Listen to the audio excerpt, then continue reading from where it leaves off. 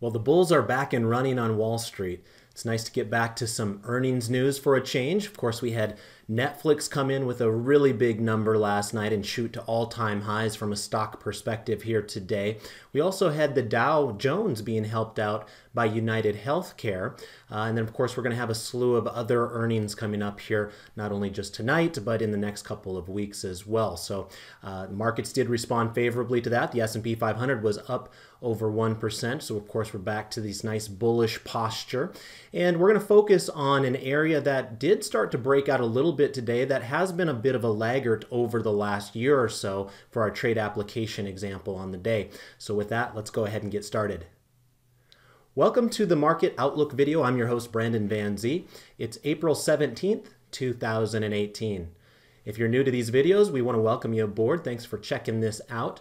Remember to hit subscribe on YouTube if you want to be alerted whenever we do upload these videos to YouTube on a daily basis. While you're at it, if you wouldn't mind giving us a thumbs up while you're on YouTube, that lets us know that you appreciate the effort that goes into the videos, and it gives us incentive to continue to produce these free videos for you as well. For those of you that want to leave comments, you can do so by scrolling down on the YouTube video itself. And then lastly, we have a description area that'll allow you to sign up for our daily email reminder, which of course will include all those stocks giving you overbought and oversold clusters on the S&P 500. Now, in addition to YouTube, David and I are both heavy users of Twitter as well. Make sure you're following me. My handle is @BrandonVanZee, all one word. The Market Scholars handle is @market_scholars. And you might as well follow David while you're at it as well. And his handle is @DavidSettle42.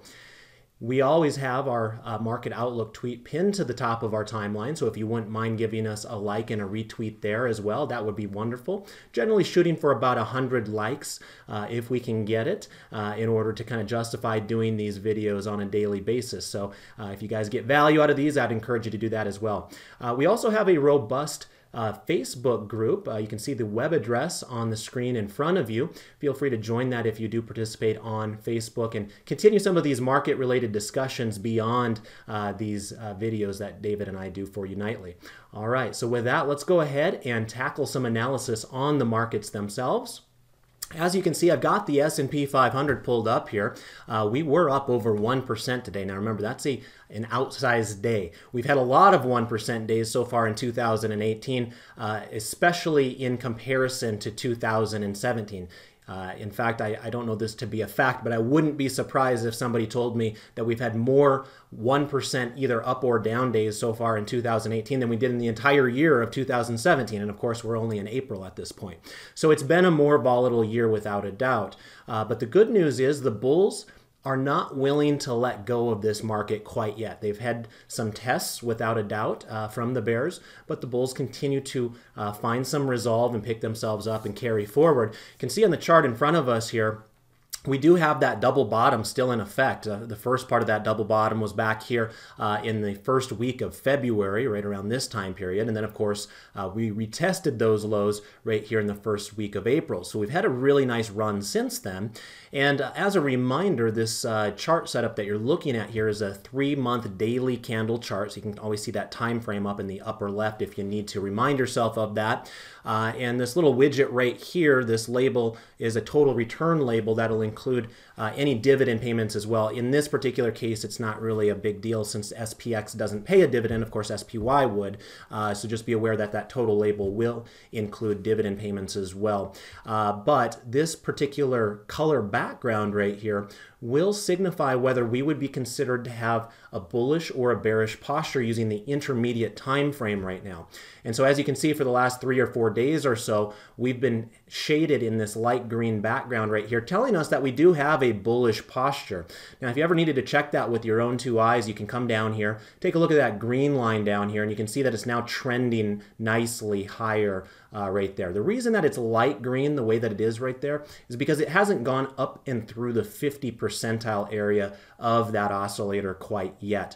when it does, like we had some periods way back here 3 months ago, that's a darker color green right there. And the pinks and the reds kind of work the same way on the background, in case you're wondering as well. I know this chart setup is somewhat new to you guys. I've been busy creating a lot of charts here recently with a couple of pals, Marcia and Clarence, and so we've been busy at work creating brand new charts for almost all of my classes, and my plan is to get that out to subscribers of Market Scholars later on this week, as long as all my tests go as expected. So long story short, we do have a very nice bullish posture as it stands right now, a really nice day, and it was especially good in light of some of the earnings announcements we've had coming out here recently. I mentioned in the intro we had Netflix really knock the cover off the ball. Take a look at Netflix go. You can now see it has a strongly bullish posture using that intermediate line on the market forecast. That's why we've got that green shade to the background color right there. You can also see that the moving average color itself is green, which tells us price is back up above a rising moving average as opposed to below it like it was back here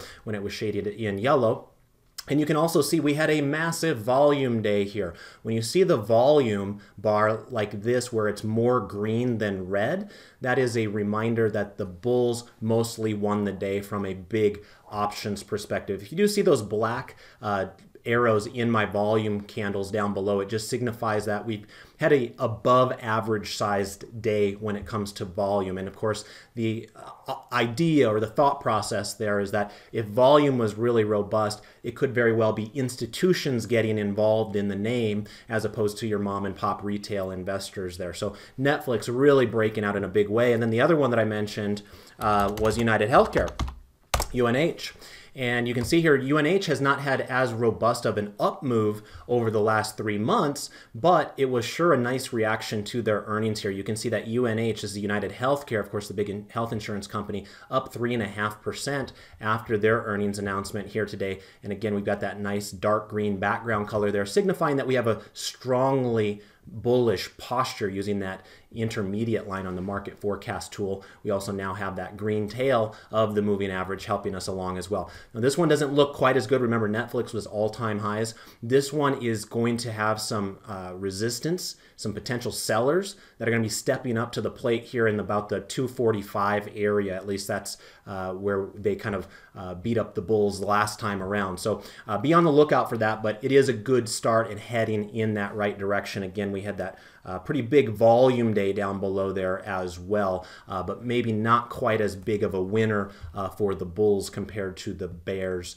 in this particular case, and that's why that candle down there is a little bit more red in this instance. Now, while we're on the conversation of earnings, of course, we're going to have earnings coming out on a regular basis here for the next couple of weeks. We're in the heavy part of the earnings season. And so what I thought we might do is let's pop over to Twitter here briefly. And first of all, congratulations to my high school history teacher and better yet, basketball and football coach. You know, a lot of you guys will call me coach, but I'm not a real coach. This is a real coach right here. Mel Fath, great job there, Coach Fath, winning the South Dakota History Teacher of the Year honor there. So I can definitely attest to his skills in the classroom there. But anyway, remember, when you are on Twitter, one of the things that I'm going to do for you on Sundays is give you a quick little graphic of what stocks are going to be releasing their earnings this upcoming week. That comes courtesy of eWhispers. I can see that over here under my photos and videos. So I'm just going to click on that real quick.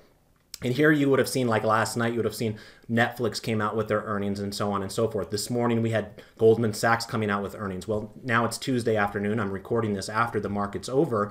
And so now we can kind of see what's going on in the after hours sessions here. So we might take a peek at some of these names just to see if we see any sort of signs of what to expect come tomorrow morning. So we have Lam Research after the close on Tuesday, so they might be out with their earnings by now. IBM, Intuitive Surgical, United, and CSX. So let's take a peek at some of those and just see how we're doing here at first blush after hours. And I'm going to come over here to the trade tab right now, and we're going to take a look at a few of these names. Let's start with LRCX.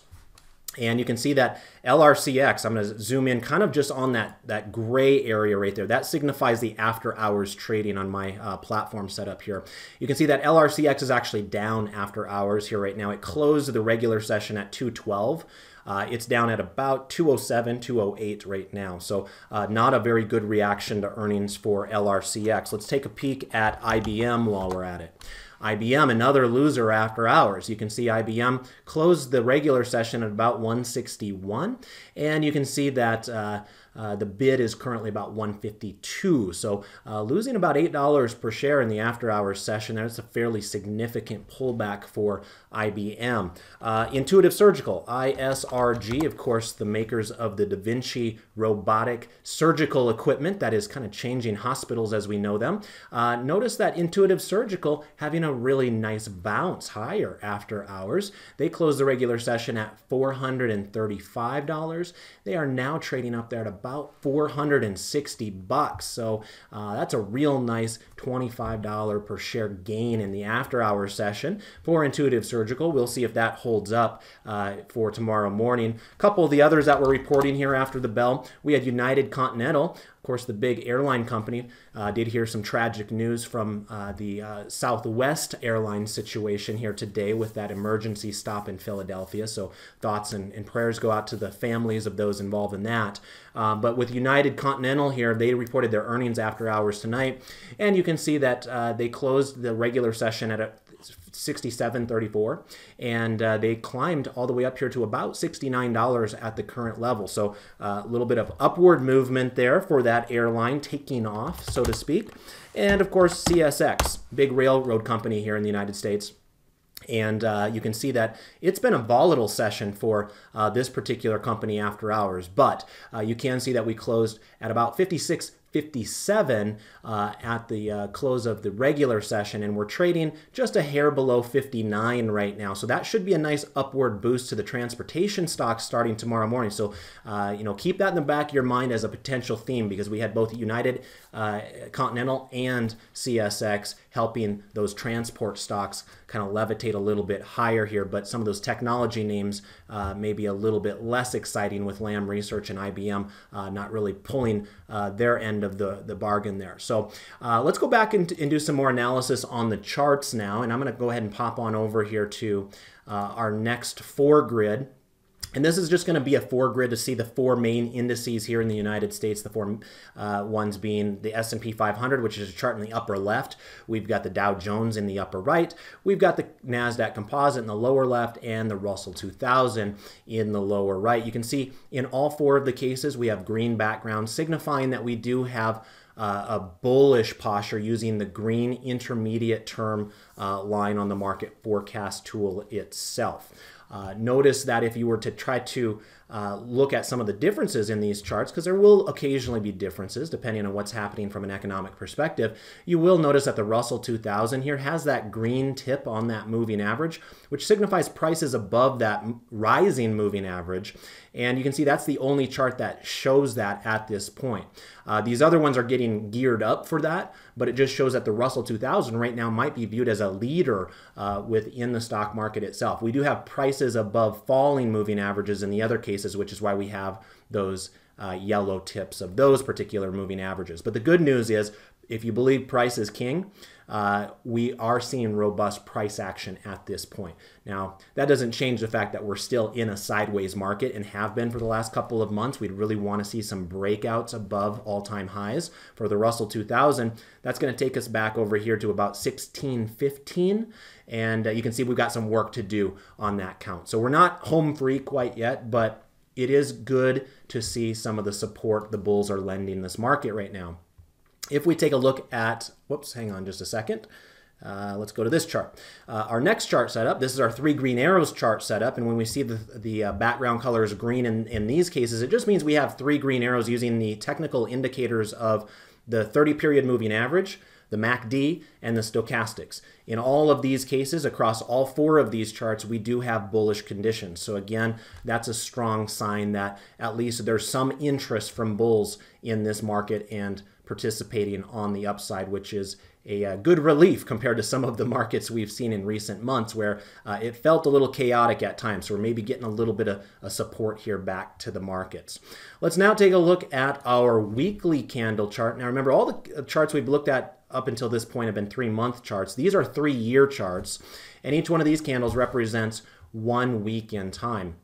And you can see for the most part, we do have strong charts here as well. Anytime we see that green background color like we do, it does signify that in this case, the 10-period exponential moving average is above the 40-period exponential moving average. And if you're looking at the colors themselves in this chart, it's going to be kind of a gold-orange line representing the 10-period moving average. And then we've got that black line representing the 40-period moving average. So when we have the gold above the black like we do right now, that's generally perceived bullish compared to what the alternative would be. So it's been a couple of years now that we've had a long-term bullish posture in the market, and I think many of you have benefited along the way despite some of the hiccups that the markets have had here in recent months.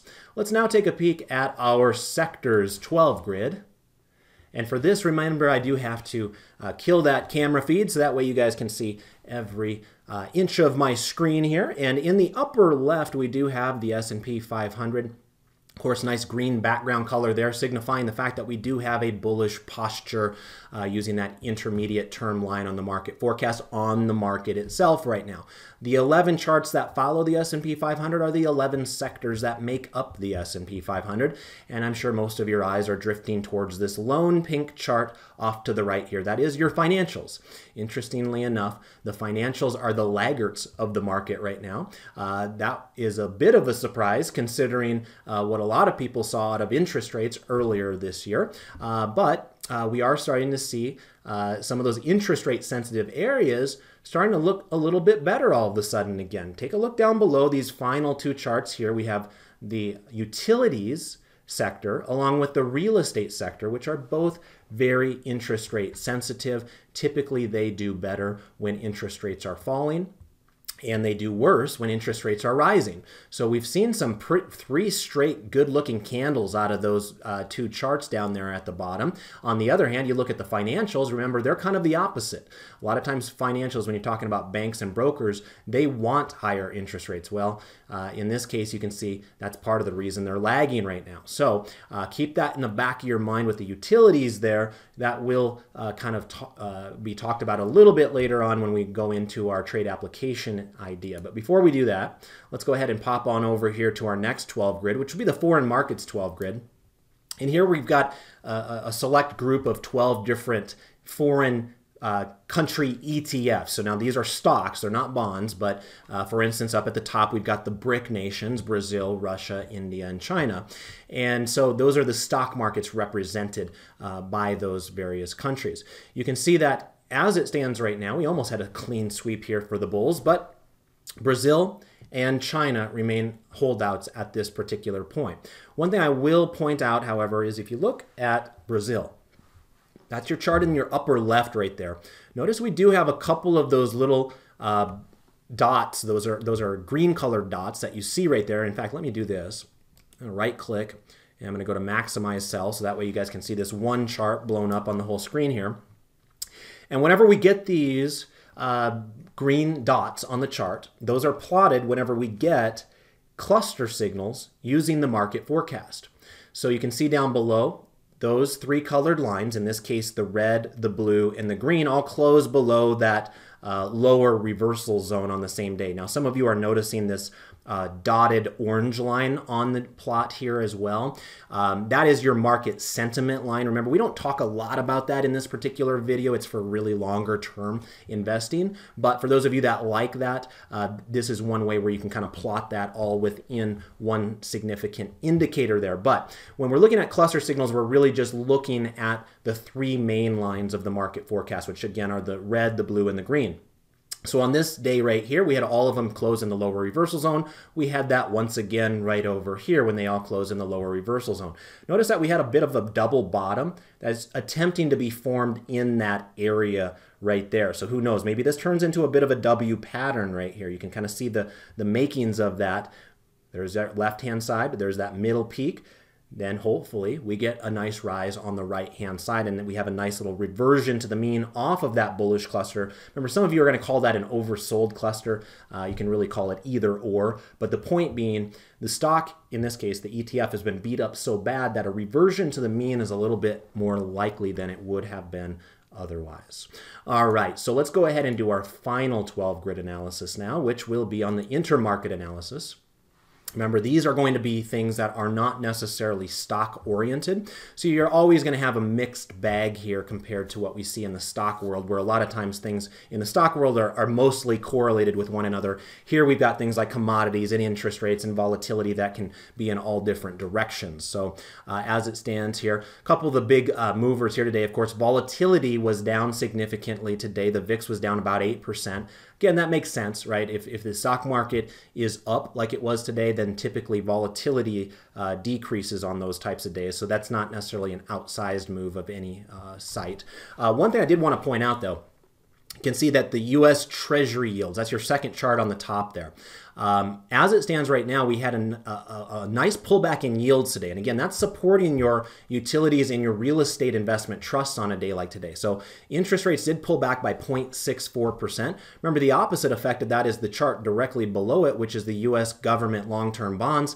And again, similar to utilities and REITs, there's some stabilization there. It doesn't look like a half bad chart there. We've had this nice green moving average tip here basically since the start of, actually it was mid-March when that occurred right there. And we've really just been kind of tracking a little bit higher. Nice little bounce out of U.S. Treasury bonds here today. Of course, crude oil has been something that David and I have been talking about quite a bit here in these videos recently. Crude oil had a bit of a volatile day here today, and admittedly this rounded top that's occurring here doesn't look all that attractive, but we did still finish in the green on the day, 0.63% to the upside on crude oil prices as well. So that's your 12 grid analysis here for the day. So what I thought we would do now is take a peek at our trade application example here for the day. So as you can see, I've got a dividend stair-step chart pulled up in front of us on a name that some of you are very familiar with. This is Southern Company, ticker symbol SO. This is a company that, of course, is a huge utility, almost a conglomerate utility, if there is such a thing. Many of you down south are familiar with this company, especially if you're in Atlanta, Georgia, you should certainly know this company. It's one of the biggest utilities in the United States. The reason that some of you that don't live down south should be familiar with it is because earlier in the year, David and I were talking about it quite a bit. We were both reasonably bullish on this, or saying that there was interesting things from a technical analysis perspective developing on it. Now, of course, David's going to be looking at his own set of technical analysis tools that he has learned along the way. I myself am more of a dividend-oriented investor, as many of you know, and so my tools oftentimes revolve around dividend analysis themselves. So you can see right here, I've got this orange dividend stair-step line plotted along the way. That is an area that is of interest if you're looking to take a new position in a security. Well, you'll notice here today, Southern Company was up 1.66%. That's a big day for a utility. Remember, utility stocks typically move around with a lot less volatility than your typical company like a technology or an industrial company or something along those lines. And you can see how that big move right there today pushed us up and through that orange stair-step line on my chart. Now again, when you have prices below that orange stair-step line, that's typically an interesting time for a long-term investor to consider ownership of a security. Remember, if a stock is down in that level, it's likely sold off. So for those of you that are momentum-only traders, you're not going to be interested in that sort of a philosophy. But for those of you that are a little bit longer-term oriented as investors rather than traders, that can be an interesting way for you to build out a long-term portfolio. You can see it's done reasonably well. Had you been buying at the orange stair-step line in the past, you would have done pretty well because you'd have been buying back here in 2009 and 2010 at around 32 bucks or so. You would have had another opportunity here in 2010 to buy it at about 36 when it crossed that orange line on the flash crash day. You almost got an opportunity right in this area here in 2013. Not quite, but it was in the neighborhood right there where maybe you would have been selling some puts or doing something bullish with a trading perspective at that time. You did have a couple of more opportunities right here. 2015, you touched it right here in June of 2015, kind of reverted to the mean off of that low and came back down. You had one more opportunity there in August of 2015 to buy it again at that orange line. Well, up until this year, you hadn't had that opportunity. So if you were somebody that was saying, well, I really like Southern Company, but I'm going to hold out until I get a good deal for my money, you really didn't get that opportunity until earlier this year. You can see that utility stocks, not just Southern, but utility stocks in general, really started suffering as interest rates looked like they were going up in a big way at the end of 2017, beginning of 2018. Well, Southern Company spent a lot of time right below that orange line there where it would have been attractive on a historical basis to be loading up on a company like this, you know, when it has a yield of 5.14%, as you can kind of see up here on my labels. So with today's move, you're now out of that area. Now, it doesn't mean you're home free. It doesn't guarantee a thing in terms of whether the stock goes up or down or sideways from here. But what we do know is that it has cleared above some of that resistance area. There was a lot of congestion and price action right there. You even had a little bullish cluster. That's what that really tiny dot is right there on a weekly chart perspective. Remember, this is a 10-year weekly chart I'm looking at here. So that little green dot that you see right there is actually a weekly cluster. Remember, you don't see those quite as often as clusters on the daily candle charts like we've looked at up until this point on the video. So today's move higher was an exaggerated move higher, and they weren't alone. I mean, if you look at XLU, remember the sector that actually represents the utility space, you had a nice move out of XLU in general here. If you look at a 10-year chart on XLU, you can see that we have had some fairly significant pullbacks along the way, but each time it has recovered. Will this time kind of hold that pattern? Yes, this was ugly for a lot of utility stocks here earlier in the year. But if you look back and take it kind of in context with what's happened in the past, it's not all that different than the type of move we had back here and the type of move we had back here. In fact, this was kind of a classic one where you had that bearish cluster on the top end, and then it came all the way back down to form that bullish cluster, and then you had that nice reversal there. That's the utilities as a whole. So anyway, something brewing there in the utility space.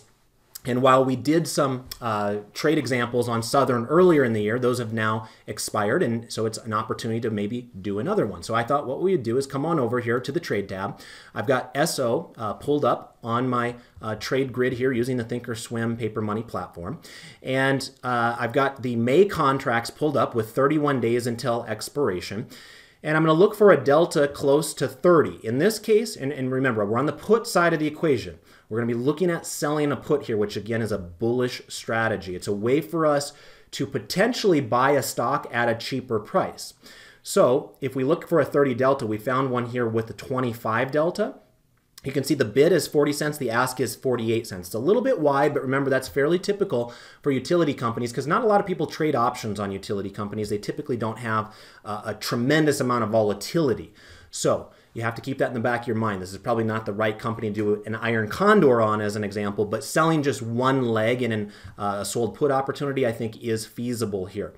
The strike price would be the $44 put in May, and this is the May monthly contracts.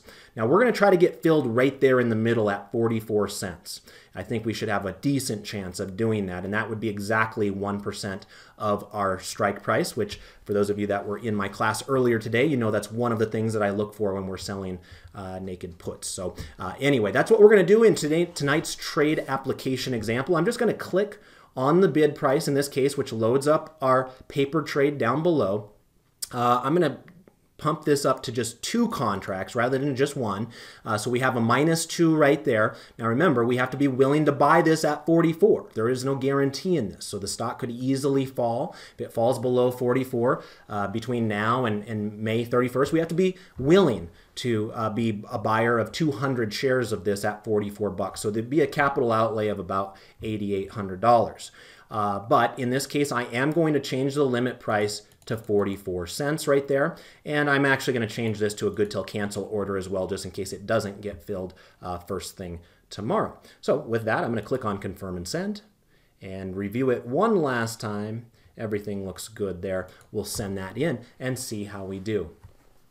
All right, well, I want to thank you for joining me here tonight. Another fun session here in the world of trading and investing. Of course, it's a little bit more fun when the bulls win the day like we saw here today. But again, we've got a lot of earnings coming out here. We're in a heavy part of that earnings season, so that can change at any time. So make sure you continue to stay tuned to these videos that David and I produce on a nightly basis. If you get value out of these videos, again, just a quick reminder to click like and retweet on Twitter.